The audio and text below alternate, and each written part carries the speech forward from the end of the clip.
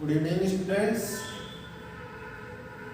कल हमने समता का अधिकार पढ़ा था, आज हम पढ़ेंगे स्वतंत्रता का अधिकार, जो हमारे संविधान में आर्टिकल 21 से 22 के अंतर्गत दे रखा है। ये हमारे मूल अधिकारों के अंतर्गत आता है। मूल अधिकारों को भारतीय संविधान का मैग्ना कार्टा कहा जाता है, जो 1215 में बना था, आज भी प्रासंगिक है। आज हम स्वतंत्रता का अधिकार पढ़ेंगे। स्वतंत्रता का अधिकार पढ़ने से पहले हमें यह समझ लेना चाहिए कि स्वतंत्रता कहते किसे हैं। स्वतंत्रता कहते किसे हैं? स्वतंत्रता का क्या अर्थ है? तो स्वतंत्रता का अर्थ क्या है?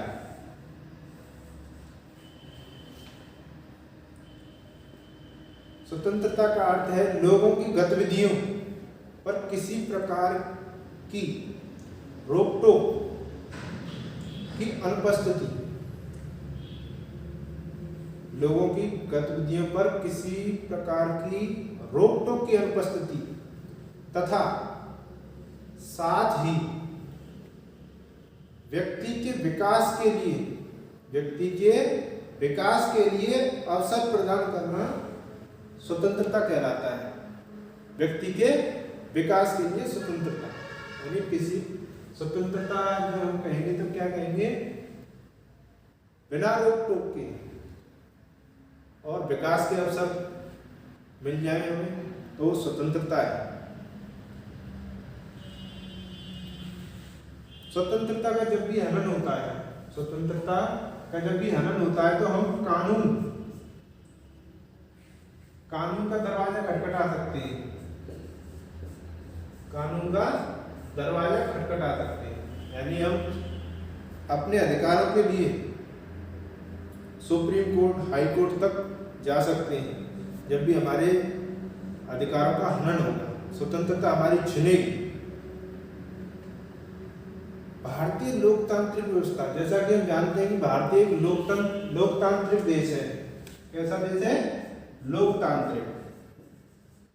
भारत एक लोकतांत्रिक देश है। लोकतांत्रिक, यहाँ जनता का शासन जनता के द्वारा और जनता के लिए किया जाता है, ऐसा शासन लोकतांत्रिक शासन है। तो भारतीय लोकतांत्रिक व्यवस्था को सफलतापूर्वक चलाने के लिए स्वतंत्रता की महत्वपूर्ण आवश्यकता है। अगर स्वतंत्रता ना हो तो लोकतांत्रिक व्यवस्थाएं चल नहीं पाएंगी, लोकतांत्रिक व्यवस्था नहीं चल पाएगी। स्वतंत्रता का ये मतलब कदापि नहीं है कि हम कुछ भी करें। स्वतंत्रता से किसी दूसरे की स्वतंत्रता का हनन नहीं होना चाहिए। यानी हमारी स्वतंत्रता से किसी अन्य की स्वतंत्रता को ठेस नहीं पहुंचनी चाहिए। और जब भी स्वतंत्रता की बात की जाएगी तो हमें जो स्वतंत्रता मिली है वो संविधान के दायरे में रह के नहीं मिली है। स्वतंत्रता को हम संविधान से बाहर जाकर प्राप्त नहीं कर सकते।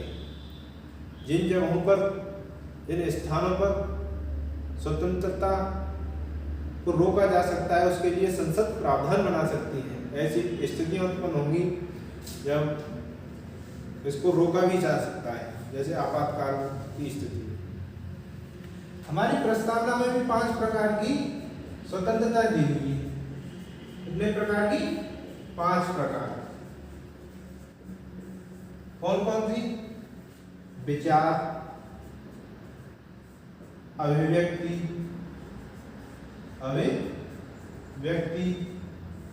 विश्वास, धर्म और उपासना की स्वतंत्रता।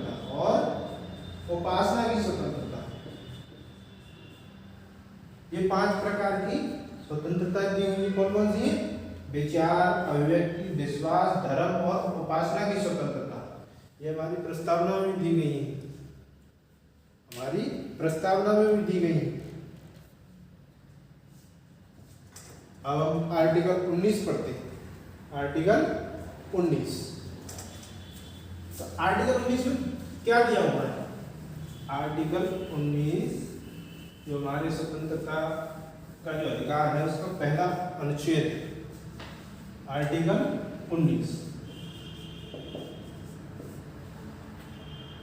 तो आर्टिकल 19 में 6 प्रकार की स्वतंत्रता दी हुई है, जिसमें सबसे पहली है वाक एवं अभिव्यक्ति की स्वतंत्रता।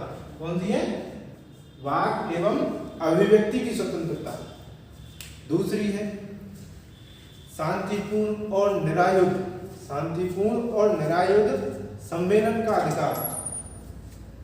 हम शांतिपूर्ण तरीके से और बिना किसी झगड़े के कहीं भी हम सम्मेलन कर सकते हैं।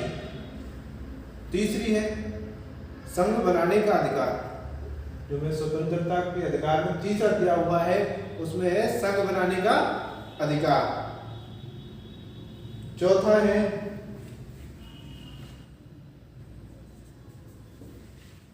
हम अपने देश में कहीं भी अबाध रूप से संचरण कर सकते हैं, कहीं भी आ जा सकते हैं, हमें रोका नहीं जाएगा, हम कहीं भी अबाध रूप से संचरण कर सकते हैं। पांचवा है हम अपने देश में कहीं भी रह सकते हैं, कहीं भी घूम सकते हैं। निवास करने का अधिकार, इसमें क्या है? निवास करने का अधिकार। और फिर निवास करेंगे तो उसके बाद क्या होगा? हम कहीं व्यापार वगैरह कर सकते हैं, अपनी रोजी रोटी के लिए काम कर सकते हैं। तो ये अनुच्छेद 19 में दे रखा है। अब हम आर्टिकल 20 को देखते हैं। आर्टिकल 20 में दिया हुआ है कि अपराध के लिए दोष सिद्धि के संबंध में, अपराध के लिए दोष सिद्धि के संबंध में संरक्षण, यानी हमें जब तक हम किसी भी विधि का उल्लंघन नहीं करते तब तक हमें गिरफ्तार नहीं किया जा सकता। जब तक हम किसी विधि का अतिक्रमण न कर दें, यानी कानून, जो भी कानून बनाया गया है, तब तक हम उसका अतिक्रमण न कर दें, तब तक हमें कोई भी गिरफ्तार नहीं कर सकता है। इसमें ही आर्टिकल 20 में दूसरा दे रखा है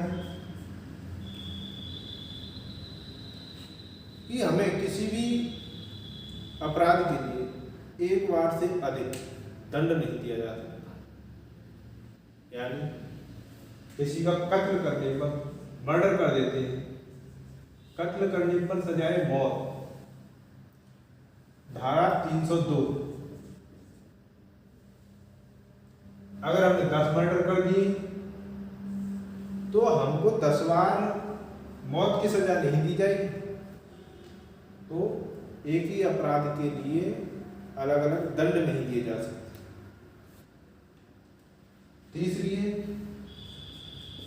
तीसरा क्या है कि हम अपने खिलाफ गवाही नहीं दे सकते। मैंने मर्डर कर दिया या कोई भी अपराध कर दिया तो मैं ये नहीं कह सकता कि ये मर्डर मैंने किया है, जब तक दोष की सिद्धि ना हो जाए। इसके लिए एक प्रोसीजर है, CRPC को पढ़ना पड़ता है और अदालत की कुछ कार्रवाई होती है, उसमें भी आगे जो भी अपराध हम करते हैं उसके लिए अलग प्रोसीजर है। संविधान में सिर्फ बताया गया है कि ऐसा हो सकता है। आर्टिकल 21 में क्या दे रखा है? आर्टिकल 21 में क्या दे रखा है? आर्टिकल 21 में ये दे रखा है कि हमें क्या क्या आजादी है। हमें दैहिक स्वतंत्रता क्या है? प्राण एवं दैहिक स्वतंत्रता। प्राण एवं दैहिक स्वतंत्रता के बारे में प्रावधान है। यदि किसी व्यक्ति को उसके प्राण एवं दैहिक स्वतंत्रता से विधि द्वारा स्थापित प्रक्रिया के अनुसार ही वंचित किया जाएगा। यानी हमें जो प्राण एवं दैहिक स्वतंत्रता दे रखा है, इसमें प्राण एवं दैहिक स्वतंत्रता, दैहिक स्वतंत्रता। प्राण एवं दैहिक स्वतंत्रता को किसी विधि द्वारा स्थापित प्रक्रिया द्वारा ही छीना जा सकता है। अब प्राण एवं दैहिक स्वतंत्रता के अंतर्गत आता क्या है, इसके कुछ उदाहरण देखते हैं।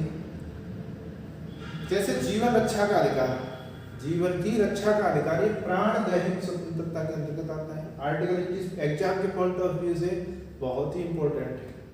ये अक्सर आता है 2019 में यूपीएससी के एग्जाम में आया था। निजता का अधिकार, सूचना का अधिकार, हमें शिक्षा का अधिकार, शादी करने का अधिकार, स्वास्थ्य का अधिकार, और हमें किसी अकेले कमरे में बंद कर दिया जाए, यानी अकेले रहने का भी अधिकार। इसको हम मतलब स्वतंत्रता छीन ली है इनसे। हमें अगर जेल में अकेले कैद किया जाता है तो ये हमारी स्वतंत्रता का हनन है। अकेले कारावास में बंद करने पर हमारे अधिकारों का हनन होता है।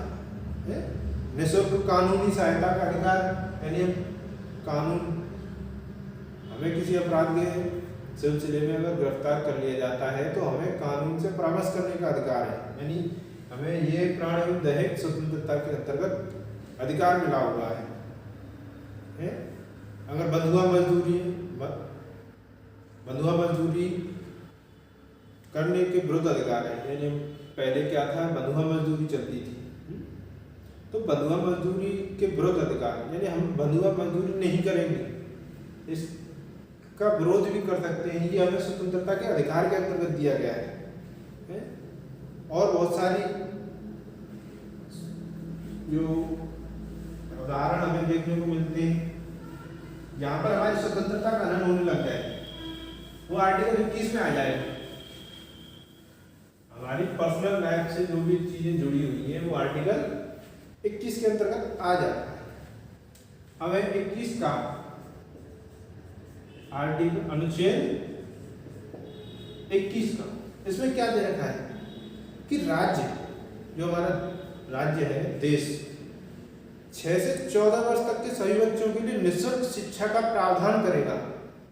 राज्य 6 से 14 वर्ष के सभी बच्चों के लिए निःशुल्क शिक्षा का प्रावधान करेगा। क्या है इसमें, शिक्षा का अधिकार है। शिक्षा के बारे में दिया गया शिक्षा का अधिकार 6 से 14 वर्ष के बच्चों के लिए, यानी हम जो सर्व शिक्षा अभियान पढ़ते हैं वो इसी के अंतर्गत आएगा। सर्व शिक्षा अभियान सरकार के द्वारा चलाया जा रहा है, एक अच्छा है। हम देखें तो ये आर्टिकल 21 का मूल संविधान में नहीं था। इसे भारतीय संविधान में जब संशोधन किया गया तो 86वां संविधान संशोधन के अंतर्गत इसे लाया गया। 86वां संविधान संशोधन 2002 कब हुआ था, 2002। 86वां संविधान संशोधन 86वां संविधान संशोधन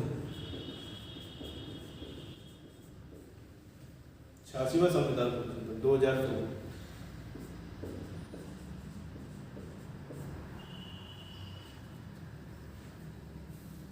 अब हम देखते हैं अनुच्छेद 22।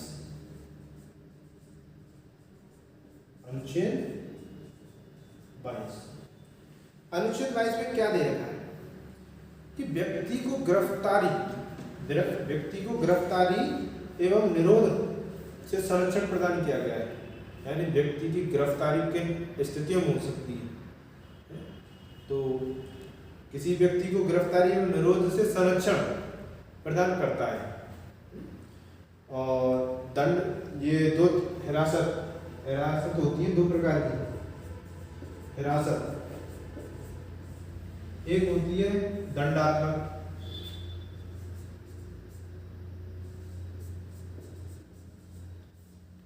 एक होती है निवारक।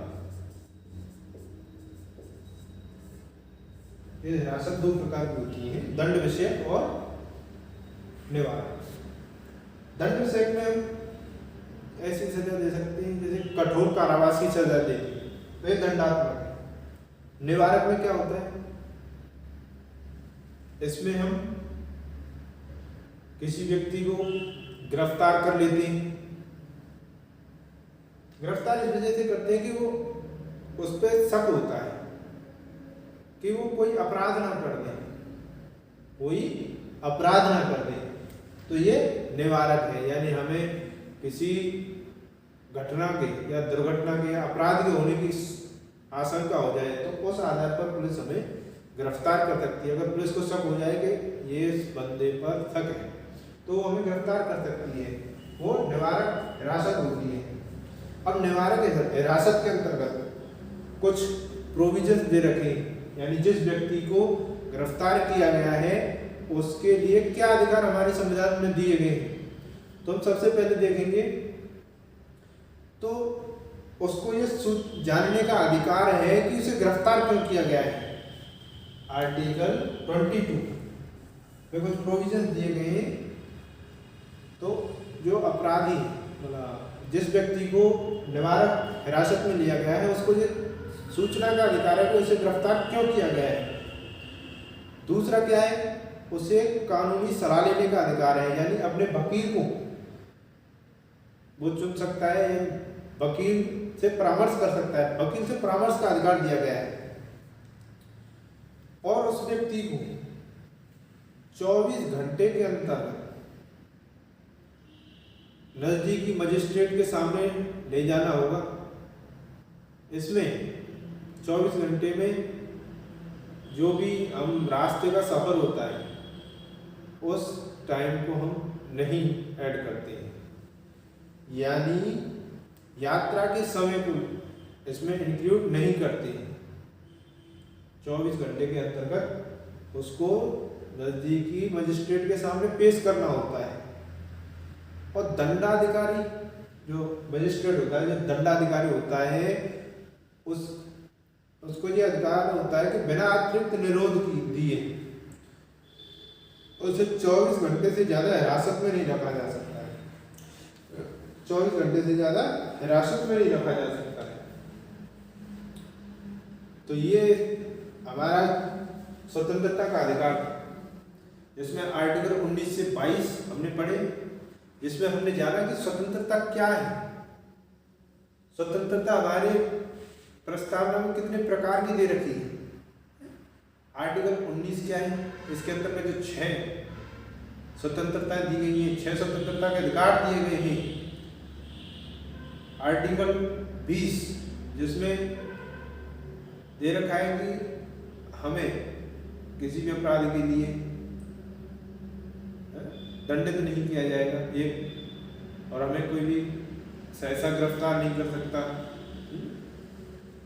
आर्टिकल 21 में दे रखा है प्राण एवं दैनिक की स्वतंत्रता का अधिकार है। आर्टिकल 22 में हमने देखा कि जो दंडात्मक है और निवारक हिरासत क्या होती है।